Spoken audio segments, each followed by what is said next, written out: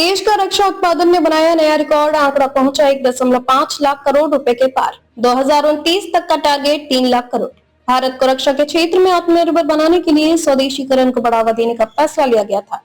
यह फैसला अब जमीन पर साफ दिखाई देने लगा है। देश में रक्षा उत्पादन पिछले 10 साल में 174% से ज्यादा बढ़ गया है। साल 2014 से 15 में जो डिफेंस प्रोडक्शन महज 46,429 करोड़ का था, वह साल 2024 से 25 में बढ़कर 1,50,590 करोड़ के आंकड़े पर पहुंच चुका है।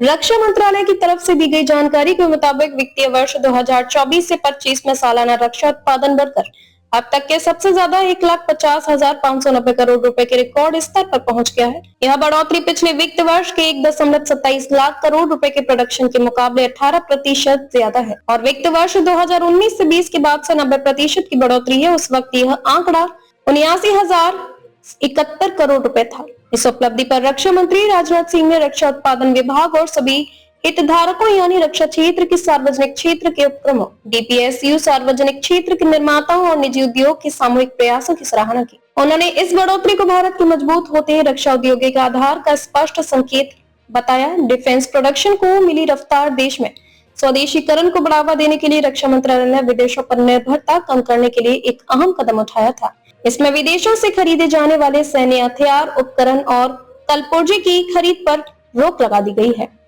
इसे पॉजिटिव इंडिजनाइजेशन लिस्ट कहा गया है। अब तक रक्षा मंत्रालय ऐसी 5 लिस्ट जारी कर चुका है। इसमें तकरीबन 5,000 आइटम के आयात पर पाबंदी लगाई गई है।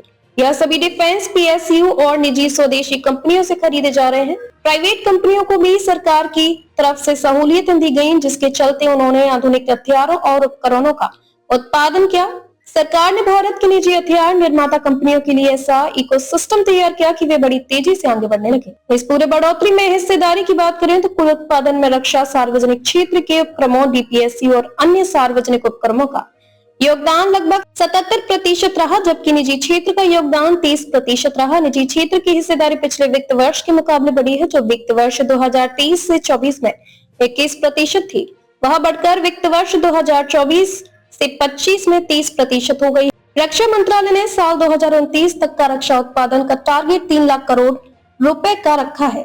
अब अमेरिका और फ्रांस भी है खरीदार। अमेरिका दुनिया का सबसे बड़ा हथियार उत्पादक और निर्यातक है। फ्रांस भी कोई कम नहीं है। अब ये दोनों देश भारत के साथ रक्षा सहयोग और उत्पादक के अलावा डिफेंस प्रोडक्ट भारत से खरीद रहे हैं। साल 2023 से 24 में अमेरिका, फ्रांस और आर्मेनिया सबसे ज्यादा खरीदने वाले देश थे। भारत कुल 100 से ज्यादा देशों को आज सैन्य उपकरण और बाकी साजो सामान बेच रहा है। दुनिया के तमाम हथियार निर्माता देश भारत के साथ जोड़ने की कोशिश में जुटे हैं। रक्षा मंत्रालय की तरफ से वित्तीय वर्ष 2023 से 2024 के आंकड़े जारी किए गए थे। रिपोर्ट में कहा गया था कि साल 2004 से 2014 तक जो एक्सपोर्ट मात्र 4,312 करोड़ का हुआ करता था, वह 2014 से 2024 में बढ़कर 88,319 करोड़ रुपए तक पहुंच गया है।